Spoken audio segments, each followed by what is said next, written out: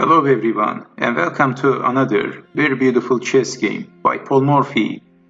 And in this chess game, Morphy is playing with the white pieces, and his opponent is a player with no name, once again. And this game was played in New Orleans in 1858. So Morphy starts the game with playing e4, e5, f4, king's gambit, e takes on f4, knight to f3, c6, knight to c3, bishop to b4, bishop to c4.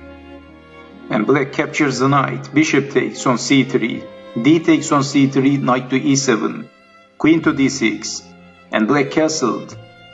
Bishop takes on f4. And Morphy successfully developed his pieces. And black is suffering because of this knight and because of this bishop. Black is having some development problems, and Morphy created a very beautiful crumpy position for his opponent with playing queen to d6. And also in this position, if you noticed, black can't play d5 and activate the pieces. So this is move 8, and white is already much better. Black played knight to g6, attacking the bishop. Morphy played bishop to g5, attacking the queen, queen to e8.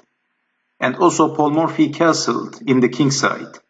King to h8, unpinning the pawn on f7, rook from a to e1, f6 by black, attacking the bishop. And what would you do in this position? And where to put the bishop? Well, Morphy played e5, not defending the bishop. What a move by Morphy, sacrificing the bishop. But black played f5. So after calculating, black decided not to capture the bishop.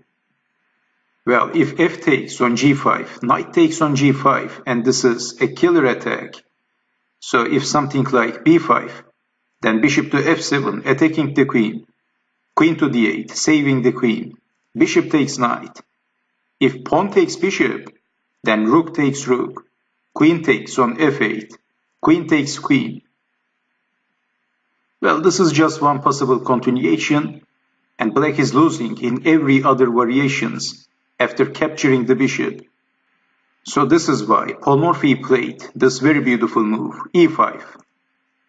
So we have f5, knight to d4, f4, e6 by Morphy, d takes on e6, knight takes, bishop takes, rook takes on e6, attacking the queen, queen to c8, and it's white to move, and Morphy played another very beautiful move. So can you guess that move? What would you do in this position if you had the white pieces?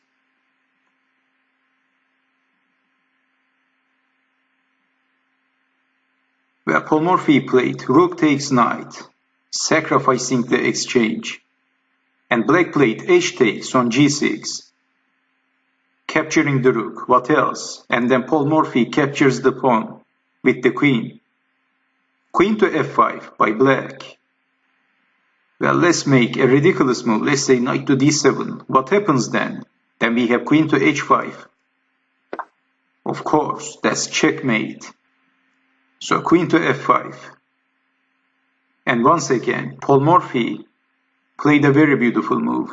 Well, in this position, black is trying to prevent the checkmate threat, and also exchanging the queens is going to be okay for black. So it looks like black made a logical move, but Morphy played another killer move. So what would you do in this position? Well, Morphy played rook takes on f4, attacking the queen, and more importantly, sacrificing the queen. What a move by Morphy.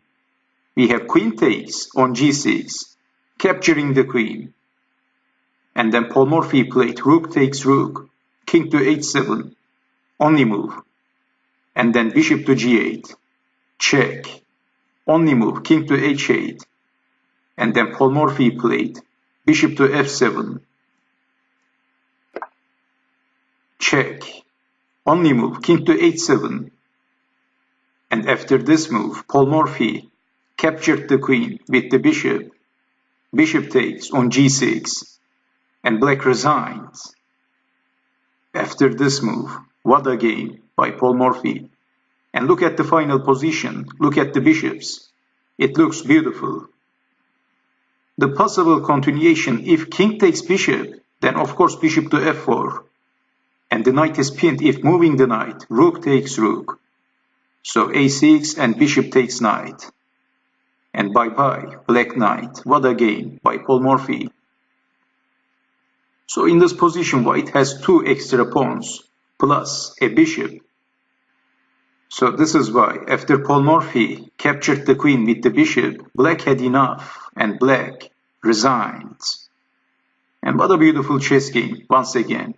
So I hope you have enjoyed watching this video, and I hope to see you next time. Take care.